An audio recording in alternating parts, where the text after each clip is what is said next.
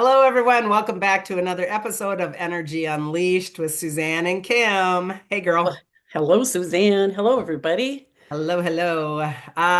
Okay. These are usually about client kind of interactions, and I wanted to bring one up today for you, Kim, in terms of I come across couple sessions oftentimes, and this kind of relates to a couple session, but it also just relates to couples in general. And I find that once I get partners, I'll say husband and wife, but not always, partners. Sometimes I have them before they're even married, which are always fun to go to an energy session before you actually tie the knot. I think what's really super interesting is to kind of sit back and watch how two different people's energy works and how they process and how their brains work and how they hold things Mm. versus the other person. And most of the time in partnerships, they work completely different. And I don't think anyone thinks about that when they're in a partnership at all. And I know that we've done a little bit of this before Yeah. in other podcasts, but yeah, I mean, we don't work the same as our partners in our energy field. Look at your But you face. just brought up, I'm laughing because I'm like, it just reminded me of going to through the Catholic Church, going to the sessions to figure out if we were compatible or not before That marriage. that silly little thing where you sit with a priest of all people who's never been married to sit there and discuss if we should get married, that was always so weird to me. Yeah. It was Yeah. weird. It was weird. But the Mhm. energy of how the process of the brain and the body and the alignment, etc., works is most of the time not the same. I mean, lots and lots of people are, spontaneous, reactive people are married to real processors and or married, not even married with real processors and vice versa. And so there's such communication problems. And that's a bigger story, which we have covered in some other podcasts before. I want to zero in on a specific part of it, though. When we have a partner or a person who is significant in our life, and it doesn't even have to be a partner, it can also be a child, it can be a parent that is at a completely different place spiritually. What does that mean? And it's really important to kind of sit and think about this because if I'm in a place where I'm doing lots of spiritual work, and I'm doing my best to go back into my triggers. I'm doing my best to really align myself with my higher self. I'm doing my best. That affects my partnership. Do you understand how that happens? Do you feel that in your life? The higher that you get, the harder it is to have relationships. Yeah, I agree with that. And I think it was interesting. My husband and I started out very similar from our family religious beliefs, That's because you with got a married at bit. 12. I know, we didn't know any better. Okay, kidding. Okay, I just heard anyway. But as I started going down a different spiritual path, it was he wasn't resistant to that at all by any means, and he's actually come around to a lot of it, but it was just different. Like it's a weird energy feeling between because we're friends and all of it together. um I think you could feel that there was just a different change in perspective on things, and like conversations change or habits change. It's like one's still staying where they are, the other one's moving along. Yep. I could see where it'd be really, really difficult, especially if there's resistance with your Yep. partner. And Really it can be difficult. scary. And I think that's why I want to bring it Mm. up because what can happen is if I'm watching my partner not keep up, Hmm. that's what it incites is a thought of competition and keeping up. And that is fear-based. If I'm Mm. all of a sudden going, oh, I'm raising my frequency and I'm growing and I'm having these huge, gigantic spiritual experiences, my fear sets in because all of a sudden it's like, I have to figure out how to drag you along with me. And Right. then it becomes conditional love. And this is really important to look at when it's spirituality because, and again, spirituality is not religion. That's not what I'm talking about. You can even still go to church and play all the game with that and still have this problem in that if I have to feel like I'm way ahead of you, I can trigger in 3D shit that's going to bring me back down again in frequency just because I'm looping in conditionalization of my love. Do you understand that? That's hard. That's really hard. And like you said, it doesn't mean spiritual journey even like you said, you could be going through the same religious program, but Mhm. you're at different places with that religious program, Yep. right? Yeah. Wow. Or any program for self-help and self-worth. It doesn't have to be, oh, I'm having a 5D experience and you're stuck in 3D. This is what's happening a lot in the spiritual community too. And it's really, it's not truthful in that I have no business saying somebody's in 3D and I'm in 5D. We don't have any capacity to even know that, first and foremost. And Mm. if I'm already doing separation, then I'm already being judgmental. So I've already lost my 5D. It's ridiculous, right? I Oh mean, yeah, the judgment comes in, the expectations come in. yeah. Why aren't you doing this with me when you, I mean, I can see where this gets out of just total bad feelings start to And happen it's around that. gonna trigger worth enough more than anything because now if you loved me enough, you'd keep up. If I was Mm, worth it, you would believe what I believe and talk to me the way that we used to, et cetera, et cetera. So we're finding, I find in my, and I see this in so many of my clients, especially women our age, that are like, holy crap, my kids are gone. Now I'm with my partner. And I'm mhm. not saying it's just women, men are finding it too, in that it's like that empty nest syndrome gives you a really big chance to look in the mirror and say, oh my God, what happened in between all of those years? Because we poured our energies into our kids or our work or whatever. And now we're staring at each other going, I don't even know who you are. Mhm. Right. Right? And if one is off and running and going, I'm spiritually totally down with this, that, and the other thing, and I'm loving my life, the other one's like, well, what about me? So there's both sides. The what about me turns into the victim and the whiner and the woe is me, and you don't love me enough anymore. And it's both sides. Both sides get super conditional. Yes, definitely. I mean, the judgment part of it is that would be very front and forward, Hmm. yeah, plus the expectations. Like you would expect. I expect you to do, I expect you, which is putting it outside of yourself anyway. That isn't what the spiritual journey is about. But Like, man, can we flip into that 3D fast, right? the holidays are coming up. Tell me about it. Well, and I was going to say, this isn't just partnerships. This is like, let's imagine, we both have daughters that we're really close to, even kids, or, I do my best to have dates with my kids so that I can keep up as an adult with one kid at a time and really get into a conversation of where are you at with your spirituality, not religion. Where are you at with your spirit in life? What does that feel like? What does that look like? Mhm. And when one goes down a different path, you're like, oh crap, I've lost my connection. So it doesn't have to just be a partner. It No. can be anybody. It can be your best friend. It can be your sister. It can be anybody. And these are hard conversations because we feel that we feel unsafe when we lose that connection. We Oh, feel sure. unsafe. Yeah. Yeah. And it's hard to like for being in that experience, it's hard to navigate, that kind of a change, especially like friendships definitely Hmm. change for me. People that I really enjoyed from the work, environment, that changed for me. Like there was Yep. just so many changes, not only with my husband and my children, but friends and family. The outer ring can be really tough. So a lot of people end up in my office asking the question or feeling bad about, let's start there, feeling bad about, well, I don't see these friends anymore. I make excuses. Mhm. I don't know. I just feel all that uncertainty. And I just look at them and I say, why are you worried about it? Why aren't you okay with walking away? Well, that's not nice. And again, these are belief systems that we put on that I have to be nice. Why would I want to be nice and sit through an entire evening with someone that I don't resonate with at all anymore? Because that's not being nice. That's Yeah. being inauthentic. And what is truly being nice is being kind enough to step up to the plate and say, gee, what really, really is a truth for me right now, and be okay with that with no guilt attached.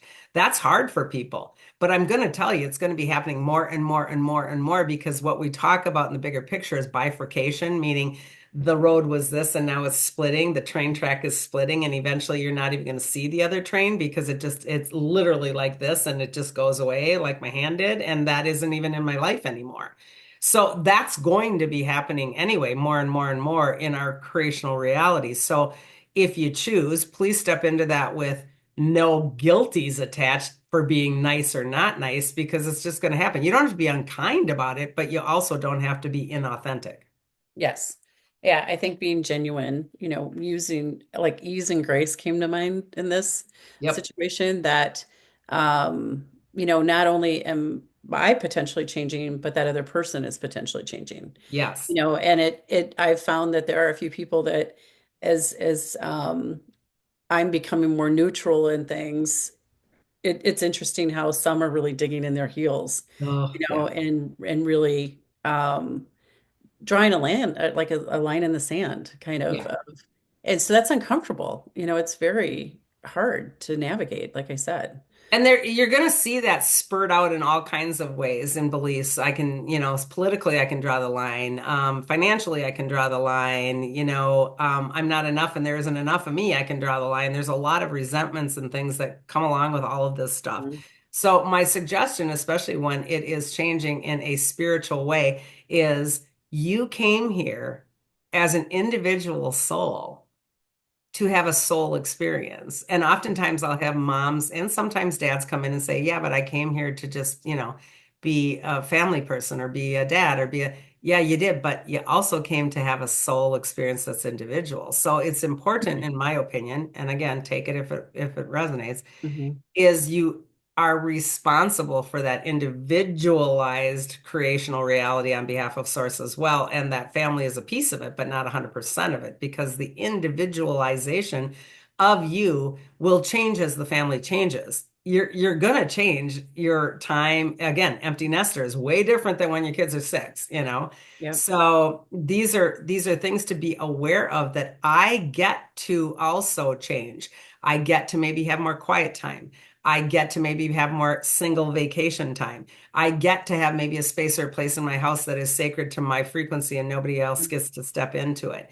I get to change a bedroom if I choose to. All of these things are important because the resonance and the frequency that you hold within your aura is going to be, I don't even want to say attacked, but it's going to be budged upon by, well, sometimes attacked, by others. And it's important for you to know where you stand with that. Yeah, To give you and to feel fuel. safe. Like again, Yeah. safety comes into that definitely. But Yeah.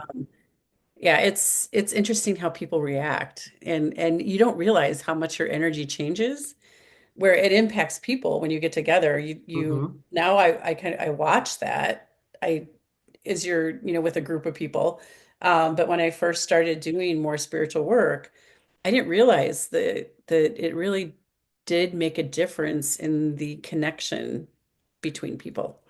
Because you Um, can have a night with people that you don't resonate with and mhm, still are friends with, and mhm. you can go home with a whole different gas tank than going to have an evening with the people that you highly resonate with. I Yes. mean, it is completely different gas. There Mhm. isn't a right or a wrong to either of those.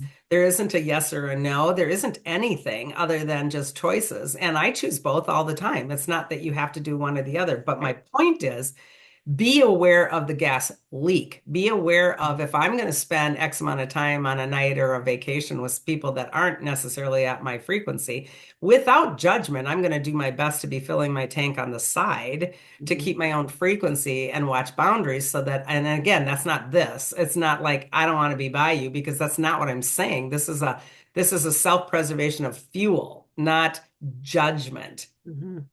So it's important to be able to do that.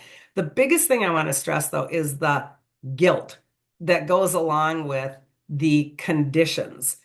If you loved me enough, you would go and fix yourself. I still find myself doing that all the time, especially because my husband particularly has a lot of health problems. Well, be the person that has a zillion health problems and lives with a healer. And then it's like, well, you work on everybody else. Why don't you work on me? And I'm like, well, little do you know how much I do work on you constantly in my head. It's not Yeah. that I throw you on my table. So I don't have to justify that. But every once in a while, I scream that out to have justification because I feel attacked or judged or conditionalized. We Mhm. still fall for all that crap, no matter how good we are at this stuff, right? I mean, we still are human. So Yeah, watch that especially guilt. especially when you're, I can think of there if you go round and round and round with an individual that is just making no effort either. And that's judging. I know it's judging, but it's really hard because um it's the same conversation over and over that Yeah, goes nowhere. it's You know what I exhausting. mean? It's exhausting. It does. And It if empty your that's the tank. case, you better dang figure out that it isn't going to go anywhere. I have had clients where I'm like, what part of you thinks that this is still going to change? Hmm. I mean, change your narrative, change your belief system on what you think this marriage or this partnership or this conversation looks like, because you're the one that's in charge of that. Do you Hmm. see the difference? That's Hmm. super important. I think one of the most cruel things that I come across oftentimes, I had a client last week that did this as well, a couple of them, in fact, they get made fun of. And God Mm. only knows I've gone through that, still do all the off and on all the time in terms of, oh, now you're going to do the woo woo thing. It's always woo. I don't even know where that stupid phrase came from. Oh, now we're going to be woo woo, or you're going to do that woo woo thing. And you're just like, wow, really? You're going to throw that down now? And I think that they chide and they make fun and they do some cruel actions or words when they are actually uncomfortable. Yeah. Words are important. And we just Yeah. say this in almost every episode we do. Yeah, right. I literally had two clients this week where their partners made that comment of woo woo to them. And what that did is it shut one of the gals that I work with quite consistently felt really like, wow, you know, does he even know who I am? I mean, who am I even being authentic with him anymore? Because this is such a huge piece of who and what I am, and I'm being made fun of. That's really hard. That's really hard. Yeah, where do you go from that? I mean, that's especially if it's been a lot of years, you know. Yeah. Ooh, I don't Yeah. know. It's very difficult. And again, I don't think you always, and this is my daughter's most hated phrase, have to throw the baby out with the bathwater. I don't think you have to kick the partner out or walk away from the relationship. It's just finding new boundaries and new ways to fill. However, if you do choose to walk away from the relationship fully, whether it's a friend or a family or an ex coworker, feel great about that. Don't feel bad about that. Yeah, don't take Because the guilt part of that for yeah, sure. because that's just programming. I have to be nice. I can't be mean, really. If you don't have to be mean, you can just be honest. And so I think these are going to get more and more what we would again call bifurcated Hmm. as this years go forward, because the energy is going to be so, it is now already and will be even stronger and stronger and stronger in terms of light quotients, activation quotients. If my body is doing the work and to release things that no longer serve me, and I am doing the work to bring in more light frequency, I am going to be activating in my body, meaning light is going to activate coding and instruction sets inside of my body, because that's what happens. If I'm with someone or in context of someone in a relationship that is not coding, that is not my job. I am never going to be able to help them understand that, because it's a biology thing. It's happening in our frequency of our cell structure. And Mm. there's nothing about that I'm going to change. I can't not code and activate if my body is No. at that level. It's Yeah, going to happen. right. And I can't make it happen if my body is not at that level. I have to do the work to be able to embrace the coding. So these things are going to be very, again, happening like this. It's just going to be one or the other, Hmm. That's which just doesn't have to be scary, right? But it feels no, scary. no, and I think that that was confusing for me. Talking about that type of thing where it's not that the people go away, it's just that the connection goes away, right? Like it's I think it can be both, though, okay. really. I mean, for a fact as well as I do, there's people in our lives that were very, very very connected and powerful and important that no longer even exist. And Mhm. I could care less. I mean, truly, and I don't mean that meanly. Again, it's not this. I don't have the time in my creation here to give energy that's inauthentic any longer. Yeah. We Yeah. don't have time on this I meant planet from to do that. like a physical thing, I guess. Like it's not that because when I first started looking at ascension and all of the things, it was like, what do you mean people are just going to go away and the people that are doing the work get to stay? And how is that? No, it's just you're not you're making that conscious decision based on the energy that you're just not spending time with that person. And or the quality and the quotient of time feels and exists differently, meaning I can still, like I can still Mhm. go out. Let's just say you threw out work friends. I can still go out with some of my work friends. Not that work friends are, ascended or not. That's not even what we're saying here. But if I had work friends that aren't into any of this stuff, I can still go out and have what we would coin, which isn't fair, but we would coin a 3D conversation, Yeah, That's right. so judgmental, but Yeah, let's it use is. it. Let's use it for lack of clarity here.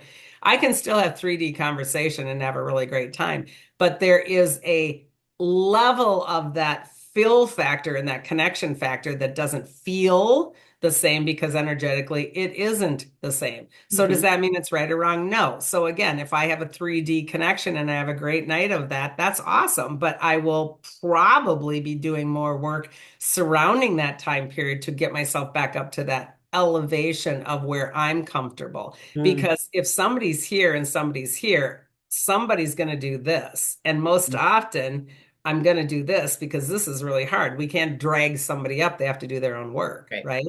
And right. so most of the time it's this. And this is not just people. This is everything, Kim. I mean, I was thinking the other day after our vacation and where we went, you go to a million places and especially psychic empaths, I get exhausted Hmm. because I'm getting sponged all the time if I'm not wickedly careful. And oftentimes I'm just caught up in the 3D fun and we're having a blast and blah, blah, blah. I have no idea I've got leaks and holes everywhere. And I get home, I have been sleeping you know, like a crazy person Yeah, because it's my job to get that back up. It's yeah. my job to go up Mhm. again. So these are the mechanics that fall behind all of this stuff. It's work, It's right? work.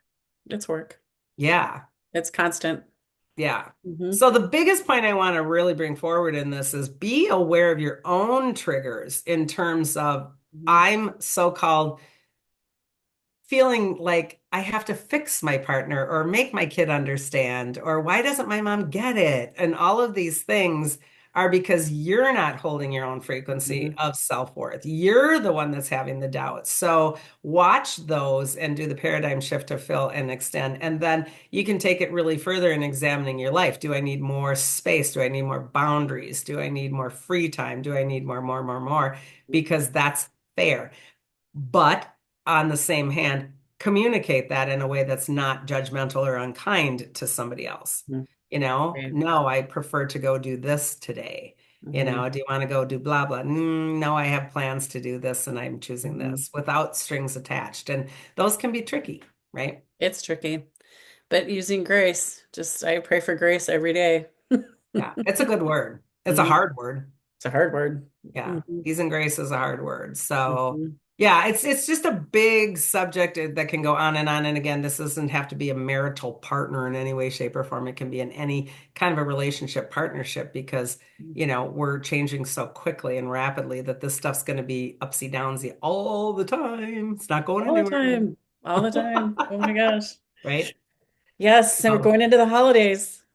yeah. It's a challenge. Oh my God, your face is so funny. Every time you say holidays, Oh, your smile gets like frozen. And you're just oh. maybe this is a really good year for you to practice something differently. I think you've been really great in the holidays since I've known you. The last couple of years, you haven't used as many spreadsheets. No, no, no. I did have one for the wedding, but that was different. Oh, that's so great. Remember your spreadsheets? Oh my goodness. What kind of olives do we have? Yes. And who's going to do what? Yeah, yeah. So anyway, take what resonates on this, but it may, save your life through the holidays. Like you said, practice now because it's coming fast and furious, right? It is. It is. It's going to be it'll be good. It really is. If you do the work and you're really paying attention and reach for neutral, it'll be Put okay. yourself first. Yeah. All Hmm. right. Take what Yeah. resonates. This is a biggie. Okay. Maybe share, maybe like, subscribe, and leave a comment if you choose. Until next time, on behalf of us both, Cosmic Hugs. That's, see ya.